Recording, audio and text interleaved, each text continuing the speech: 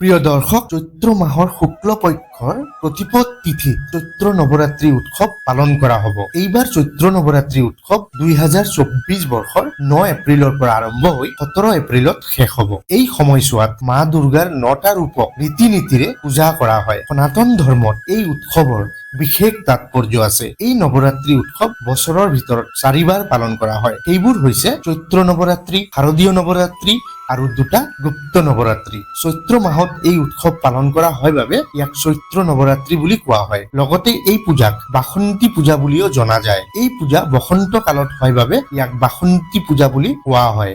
এই পূজা মা দুৰ্গাৰ নামত সম্পূৰ্ণৰূপে উৎসৰ্গিত। নৱৰাত্ৰিৰ সময়ত মা দুৰ্গাক ভক্তি সহকাৰে পূজা কৰিলে দেৱী মাৰ বিশেষ আশীৰ্বাদ পোৱা যায় বুলি বিশ্বাস কৰা হয়। মা দুৰ্গাক সুখ, সমৃদ্ধি আৰু ধন সম্পত্তিৰ দেৱী বুলিও গণ্য কৰা হয়।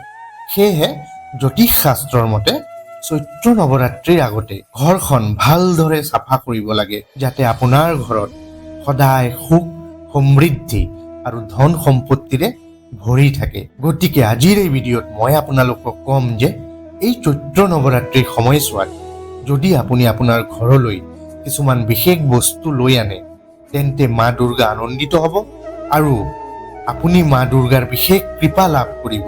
লগতে ভিডিঅ'ৰ শেষত এইটোও ক'ম যে এই চৈত্ৰ নৱৰাত্ৰিত অতি কম সময়ৰ ভিতৰতে আপুনি আপোনাৰ ভাগ্য কেনেকৈ সলনি কৰিব পাৰিব। গতিকে ভিডিঅ'টো অতিকৈ গুৰুত্বপূৰ্ণ হ'বলৈ গৈ আছে। সেয়েহে আপোনালোকে ধৈৰ্য সহকাৰে ভিডিঅ'টো শেষলৈকে চাই থাকক। নমস্কাৰ প্ৰিয় দৰ্শক, আপোনালোকে চাই আছে আপোনালোকৰ মৰমৰ চেনেল আমাৰ নিয়ম চেনেললৈ আপোনালোক সকলোকে স্বাগতম জনাইছো। প্ৰিয় দৰ্শক, চৈত্ৰ নৱৰাত্ৰিৰ সময়ছোৱাত যিকেইটা বিশেষ বস্তু আপুনি ঘৰলৈ আনিব লাগে, তাৰে ভিতৰত 1 নম্বৰ বস্তুটো হৈছে পদম ফুলৰ ওপৰত বহি থকা দেৱীৰ ছবি। হয় প্ৰিয় দৰ্শক, নৱৰাত্ৰিৰ সময়ত ঘৰলৈ ধন সম্পত্তি আৰু সুখ সমৃদ্ধি কঢ়িয়াই আনিবলৈ পদুমত বহি থকা দেৱী লক্ষ্মীৰ ছবি ঘৰলৈ লৈ আনিব লাগে। এনে কৰিলে আপোনাৰ জীৱনত টকাৰ বৰষুণ হ'ব। 2 নম্বৰ বস্তুটো হৈছে ধাতুৰে নিৰ্মিত শ্ৰীযন্ত্ৰ। চৈত্ৰ নৱৰাত্ৰিৰ সময়ত বিশেষ ধাতুৰে নিৰ্মিত শ্ৰীযন্ত্ৰ ঘৰত আনিব লাগে। কোৱা হয় যে সোণেৰে নিৰ্মিত শ্ৰীযন্ত্ৰ সদায় ফলপ্ৰসূ আৰু ৰূপৰ শ্ৰীযন্ত্ৰৰ শুভ প্ৰভাৱ 11 বছৰলৈকে থাকে। আনহাতে তামৰ দ্বাৰা নিৰ্মিত শ্ৰীযন্ত্ৰই 2 বছৰৰ পিছত শক্তি হেৰুৱাই পেলায়। গতিকে আপোনাৰ সামৰ্থ্য অনুসৰি যিকোনো শ্ৰীযন্ত্ৰ ঘৰলৈ আনিব পাৰে আৰু ইয়াৰ ফলত দেৱী মাৰ বিশেষ কৃপা আপুনি লাভ কৰিব। 3 নম্বৰটো হৈছে সোণ বা ৰূপৰ মুদ্ৰা।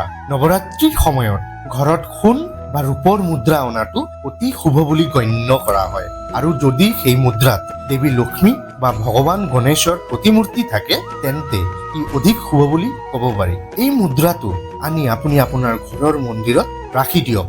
মা দুৰ্গাৰ কৃপাত কেতিয়াও আপোনাৰ ধনৰ অভাৱ নহ'ব। 4 নম্বৰটো হৈছে পিতলৰ হাতী। এই নৱৰাত্ৰিৰ সময়ছোৱাত আপুনি আপোনাৰ ঘৰলৈ এটা পিতলৰ হাতী লৈ আনক আৰু এই হাতীটোক আপুনি বহা কোঠাত ৰাখি দিয়ক। এইটো কৰিলে আপোনাৰ ঘৰত ধনাত্মক শক্তি প্ৰৱেশ কৰিব। পিতলৰ হাতীয়ে ধনাত্মক শক্তিক বহুত বেছি আকৰ্ষিত কৰে, লগতে সফলতাৰ বাটো মুকলি কৰি দিয়ে। কিন্তু মনত ৰাখিব, এই হাতী শুৰটো যেন ওপৰৰ ফালে থাকে। 5 নম্বৰ বস্তুটো হৈছে স্বাস্তিক। স্বাস্তিক চিহ্নটো অতি শুভ।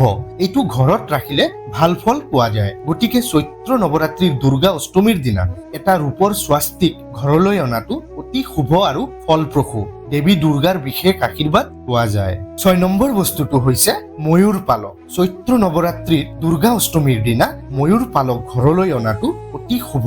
পৰিয়ালৰ সকলো অশান্তি আৰু কাজিয়া আঁতৰি যায়, লগতে পৰিয়ালৰ সদস্যসকলৰ মাজত সম্পৰ্ক অধিক শক্তিশালী হয়। প্ৰিয় দৰ্শক, চৈত্ৰ নৱৰাত্ৰিৰ দিনা এই 6টা বস্তু ঘৰলৈ আনক আৰু দেৱী মাৰ বিশেষ কৃপা লাভ কৰক। এতিয়া মই ক'বলৈ গৈ আছো চৈত্ৰ নৱৰাত্ৰিত লৱংগৰ ব্যৱহাৰ কৰি আপুনি কেনেকৈ আপোনাৰ ভাগ্য অতি কম সময়ৰ ভিতৰতে সলনি কৰিব পাৰিব। 1 নম্বৰ, আপোনাৰ ৰাশিত ৰাহু আৰু কেতুৰ কুপ্ৰভাৱৰ বাবে যদি আপুনি অশান্তি পাইছে, তেন্তে নৱৰাত্ৰিৰ এই সময়ছোৱাত 9 দিনৰ বাবে শিৱলিংগত লৱংগ আগবঢ়াওক। ইয়াৰ ফলত ৰাহু আৰু কেতুৰ কুপ্ৰভাৱ দূৰ হ'ব আৰু এই দুয়োটা গ্ৰহই শান্ত হৈ থাকিব। 2 নম্বৰ, যদি আপোনাৰ কাম সফল নহয় তেন্তে চৈত্ৰ নৱৰাত্ৰি পূজাৰ সময়ত যেতিয়া আপুনি আৰতি কৰিব তেতিয়া সেই আৰতি কৰা চাকি কৰ্পূৰৰ লগত 2টা লৱংগ জ্বলাব। ফলত ই নেতিবাচকতা দূৰ কৰিব আৰু আপোনাৰ কাম সফল হোৱা আৰম্ভ হৈ যাব। 3 নম্বৰটো হৈছে, যদি আপুনি শত্ৰুৰ ওপৰত জয় কৰিব বিচাৰে তেন্তে চৈত্ৰ নৱৰাত্ৰিৰ সময়ত শ্ৰী হনুমানজীক লাড্ডু আগবঢ়াওক। লগতে 7 বাৰ বজৰং বাণ পাঠ কৰক আৰু 5টা লৱংগৰ লগত কৰ্পূৰ জ্বলাওক। তাৰ পৰা উৎপন্ন হোৱা ছায়েৰে কপালত তিলক লগাই ঘৰৰ পৰা বাহিৰত যাওক। আপুনি সুফল লাভ কৰিব। 4 নম্বৰটো হৈছে, আৰ্থিক অসুবিধাৰ পৰা মুক্তি পাবলৈ ৰঙা কাপোৰ এখনত 5টা হালধীয়া কৰি আৰু 5টা লৱংগ একেলগে বান্ধি ইয়াক টকা ৰখা ঠাইত ৰাখি দিয়ক। লগতে 2টা লৱংগ হালধীয়া কাপোৰত বান্ধি পূজাৰ স্থানত ৰাখি দিয়ক। এনে কৰিলে আপোনাৰ দৰিদ্ৰতা দূৰ হ'ব। 5 নম্বৰটো হৈছে, কৰ্মত সফলতাৰ বাবে চৈত্ৰ নৱৰাত্ৰিত তেলৰ চাকিৰে শ্ৰী হনুমানজীক সেৱা কৰক আৰু সেই তেলৰ চাকিত 2টা লৱংগ দি দিয়ক। আপুনি নিশ্চয়কৈ সফলতা লাভ কৰিব। 6 নম্বৰটো হৈছে, ঘৰত সুখ আৰু সমৃদ্ধিৰ বাবে চৈত্ৰ নৱৰাত্ৰিত মা দুৰ্গাৰ পূজা কৰাৰ সময়ত 2টা ফুলযুক্ত লৱংগ দেৱী মাক অৰ্পণ কৰক। আপুনি দেৱী মাৰ কৃপা লাভ কৰিব।